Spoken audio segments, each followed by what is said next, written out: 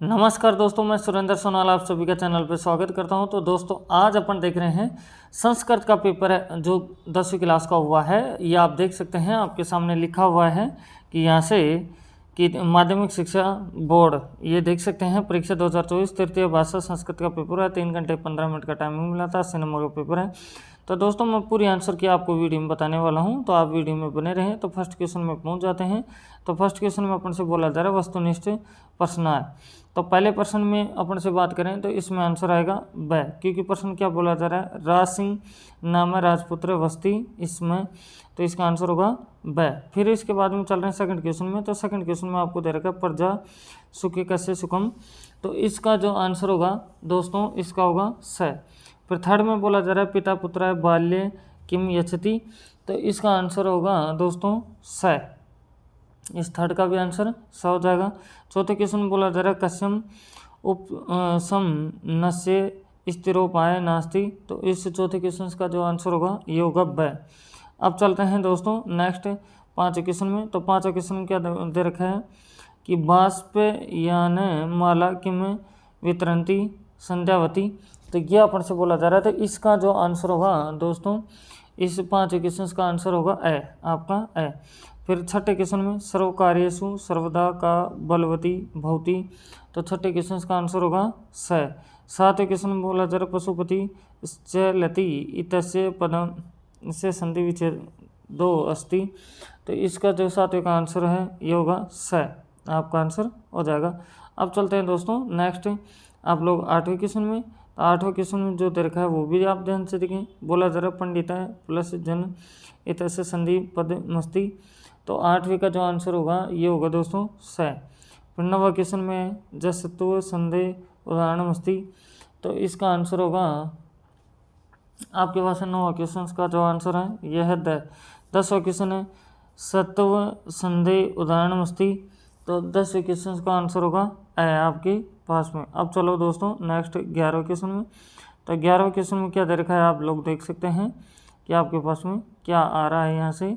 तो 11वें क्वेश्चन का बात करते हैं। तो इसके अंदर दोस्तों आपसे सबसे पहले क्वेश्चन दे रखा है राम लक्ष्मण ज्ञो इतस्य पदस्य समास विग्रह अस्ति, आपसे ये पूछा जा रहा है। तो 11वें का जो आंसर होगा ये स होगा। 12वें क्वेश्चन में बोला जा रहा है कम धारिये समास से उदाहरण मस्ती, तो इसका 12वें का आंसर होगा ब। फिर 13वें क्वेश्चन बोला जा रहा है नीलकंठ इत्यत्र का समास है, तो इस 13वें क्वेश्चन का आंसर होगा ब आपके पास में दोस्तों। अब चलते हैं दोस्तों यहाँ से 14 क्वेश्चन जिसमें बोला जा रहा है उत्थापी तुम इत्यत्र पदे क उपसर्ग, तो इसका आंसर होगा आपका स। क्या आंसर हो जाएगा स। फिर 15 क्वेश्चन में बोला जा रहा है दुर्लभम इत्यत्र उपसर्ग शब्द च पृथक कृत्वा लिखित है, तो इसका आंसर होगा ए, आपके पास में आ जाता है दोस्तों। अब चलते हैं दूसरे क्वेश्चन के ऊपर। तो जो दूसरा क्वेश्चन दे रखा है आपको दोस्तों ये रिक्त स्थान का प्रश्न है, तो इसके भी सभी क्वेश्चनों के आंसर अपने बताते हैं।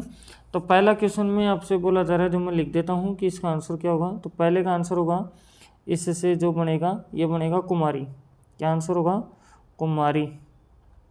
दूसरा आंसर ये है, तो इसमें होगा गुणवान, क्या होगा दूसरे क्वेश्चन में गुणवान, ठीक है, क्या आंसर हो जाएगा गुणवान, आपका आंसर हो जाएगा।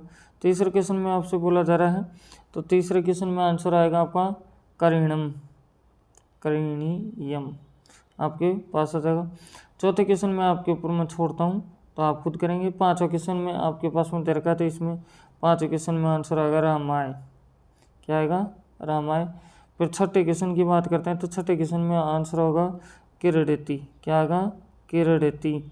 अब आठवें इसके सातवें क्वेश्चन की बात करते हैं, तो इसमें होगा करिष्यामी, क्या आंसर होगा करिष्यामी, आपका आंसर आ जाएगा दोस्तों। अब चल रहे हैं थर्ड क्वेश्चन में। तो थर्ड क्वेश्चन में सबसे पहले अपन को जो ये दे रखा है इसको पढ़ना है, फिर उसके बाद में अपन लोग कुछ कर सकते हैं, नहीं तो फिर अपन से आंसर नहीं आएंगे, क्योंकि इसी के बेसिस के ऊपर को दे रखा है दोस्तों। तो इसमें भी आप देखें ध्यान से, तो इसको आप पढ़ लें, पहले तो खुद पढ़ें ध्यान से देखें क्या कह रहा है क्या नहीं। फिर इसके जितने भी क्वेश्चन हैं इन सभी का आंसर देते हुए चले। मैं आपको मेरे हाथ द्वारा बनाए हुए भी आंसर दिखाऊंगा। तो सबसे पहले बोला जा रहा है कै में बोला जा रहा है एक पदेन उत्तरादय। तो सबसे पहला जो क्वेश्चन है इसमें बोला जा रहा है जीवने कस्य विशेषण महत्वम अस्ति। तो यहाँ होगा अनुशासन न से। क्या आंसर होगा इसका? अनुशासन से। दूसरे का जो आंसर आएगा ये आएगा शिक्षक से अनुशासने छात्रा निरंतरम। ये थर्ड की बात करते हैं तो इसमें होगा कि दृश्य जन सर्वेभ्य प्रिय भवति। तो इसका थर्ड का जो आंसर होगा यहाँ होगा अनुशासित। चौथे क्वेश्चन का आंसर होगा आपका ईश्वर से। क्या आंसर होगा? ईश्वर से। फिर इसके दूसरे में चलते हैं तो इसमें बोला जा रहा है पूर्ण वाक्य उत्तरत है। तो फर्स्ट में जो आंसर आएगा इसका सुनो ध्यान से। फर्स्ट का आंसर आएगा समाजे नियमनम पालनम अनुशासनम भवति। ये पहला आंसर हो गया। दूसरे क्वेश्चन का आंसर होगा छात्रव्य अनुशासनम व्यवस्थाएं परमावश्यक मस्ती। तीसरे की बात करते थे तीसरे में आंसर होगा यह नर पूर्णतया अनुशासनम पालयति स सब जीवने सदा सफल भवति। ऐसे ही इसके बाद में ग की बात करते हैं तो ग में आपको क्या दे रखा है दोस्तों, ये भी आप ध्यान से देखेंगे। ग में आपको दे रखा है यहाँ से अस्य गद्यांश समुचित शीर्षकम लिखित है। तो इसका शीर्षक होगा दोस्तों क्या? अनुशासनम महत्तम।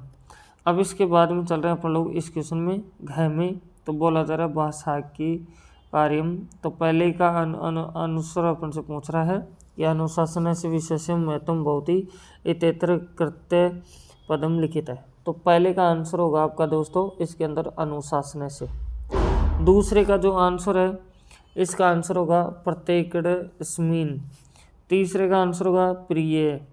चौथे की बात करते हैं तो चौथे में जो आंसर होगा ये होगा भवति। क्या होगा? भवति। अब दोस्तों मेरे हाथ के द्वारा जो लिखा हुआ है वो भी मैं आपको दिखा देता हूँ, तो ध्यान से आप देखें। तो दोस्तों अब देख सकते हैं आप लोग ये पहला क्वेश्चन था कै, मतलब ये कै है जिसका पहला आंसर ये, दूसरे का ये हो गया, तीसरे का ये हो गया, चौथे का ये। फिर उसके बाद में खै की बात है तो इसमें देखो 3 क्वेश्चन थे। तो पहले का ये आंसर, दूसरे का ये और तीसरे का ये आंसर हो गया है। घ में आप देखें इसमें बोला जा रहा है अनुशासनम महत्तम।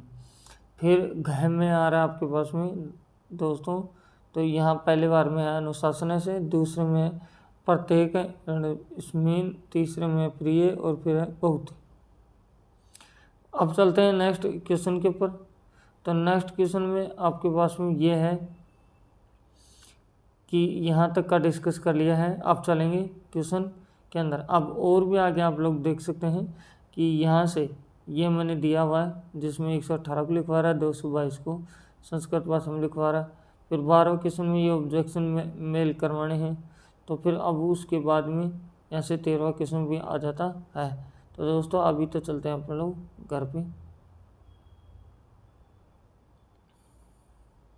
तो अपने देखा तो ये घ के सभी आंसर्स आपने देख लिए हैं। अब बै की बात है तो इसमें बोला जा रहा है 118 को अभी मैंने दिखाया था कि कैसे लिखेंगे, अष्टादशाधिक शतम। फिर 222 को क्या लिखेंगे आप, द्वारी से इत्यादि द्विशतम आपको बोला जा रहा है। तो दोस्तों अब चलते हैं नेक्स्ट क्वेश्चन के ऊपर। तो चौथा क्वेश्चन में आपके बुक के क्वेश्चन आ गए हैं दोस्तों। तो चौथे क्वेश्चन में आपको दे रखा है विद्यालय निनिक्षा देवालय अस्ति रेखांकित पदे विभक्ति तत्वाकारणम च लिखित। आप सब बोला जा रहा है। 5 क्वेश्चन बोला जा रहा है रामम नमे वाक्यम संशोधित। फिर इसके बाद में है छठा क्वेश्चन। तो छठे क्वेश्चन में आपसे वही प्रश्न है आपके जिसमें बोला जा रहा है सुरादीप ताम अप्रच्छ रेखांकित पदे अनुसार कुरुत। फिर 7 क्वेश्चन में है कि सर्वे प्रकृति मात्रम पर्णमंती रेखांकित पदे प्रश्न निर्माण कुरुत है। 8वें क्वेश्चन में आपसे बोला जा रहा है कि अधोलिखित से हिंदी भाषा समग्र भावार्थ लिखित है। तो यहाँ से इसको आप पढ़ें और फिर इसका भावार्थ भी आप देखें कि क्या ये कह रहा है क्वेश्चन। फिर आप चल रहे हैं 9वें क्वेश्चन में। तो 9वें क्वेश्चन में आप देख सकते हैं कि आपको इसको पढ़ना है अच्छे से और ये वर्ड आपको इसमें बढ़ना है। तब चल रहे हैं दोस्तों 12वें क्वेश्चन में, नहीं 10वें क्वेश्चन में। तो 10वें क्वेश्चन क्या बोला जा रहा है, सो पाठ्यपुस्तकातः श्लोक द्वयं लिखिता यदि अस्मिन् प्रश्नपत्रे न स्यात्। तो इसका आंसर आ जाएगा जो 10वें क्वेश्चन का, तो ये भी आप लोग देखें। फिर इसके बाद में चल रहा है अपने पास में यहाँ से 11वां क्वेश्चन। तो बोला जा रहा है जननी तुल्य वत्सला इति पाठ से हिंदी भाषा लिखित है। ऐसे 12 क्वेश्चन है अपने पास में, तो 12 क्वेश्चन में मेल करवाना है अपन को, तो इसको तो आराम से कर सकते हैं। आपके पास में बोला जा रहा है कानने, अब कानने इसका आंसर क्या आएगा, तो कानने का आंसर आ जाएगा वनी। फिर बोला जा रहा है जम्बुक, जम्बुक का आंसर होगा श्रृंगाल इसका। फिर इसके बाद बेला, बेला का होगा दोस्तों समय।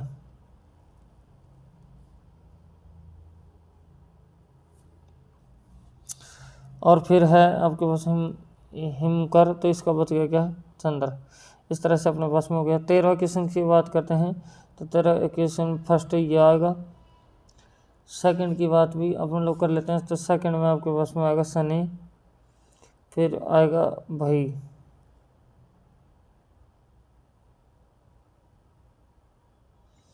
तो अब ये प्रश्न हो जाते हैं। तो अब चलते हैं नेक्स्ट क्वेश्चन के ऊपर। 14 क्वेश्चन है, आपको एप्टीट्यूड के ध्यान से इसको पढ़ें और आप जो दें इन सभी का।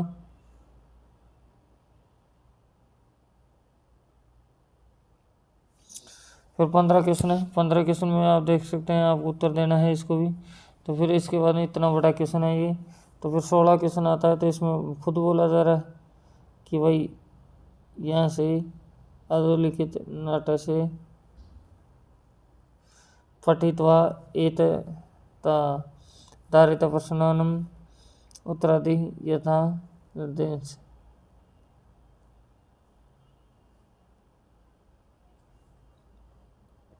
तो इसको ध्यान से पढ़ लें और फिर इसके आंसर दे सकते हैं आप लोग। तो बहुत इजी है दोस्तों।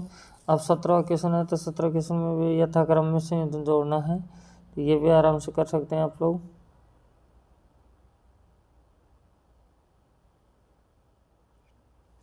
तो इस तरह से आप देख सकते हैं, आपको 19वां क्वेश्चन आ जाता है दोस्तों। ये भी बहुत इजी था। लास्ट में आपसे बोला जा रहा है कि इनमें से कोई भी 4 संस्कृत की भाषा में वर्णन कीजिए, अपन से ये बोला जा रहा है। तो दोस्तों मेरी तरफ से सभी को बेस्ट ऑफ लक। फिर मिलते हैं नेक्स्ट वीडियो में। Thank you.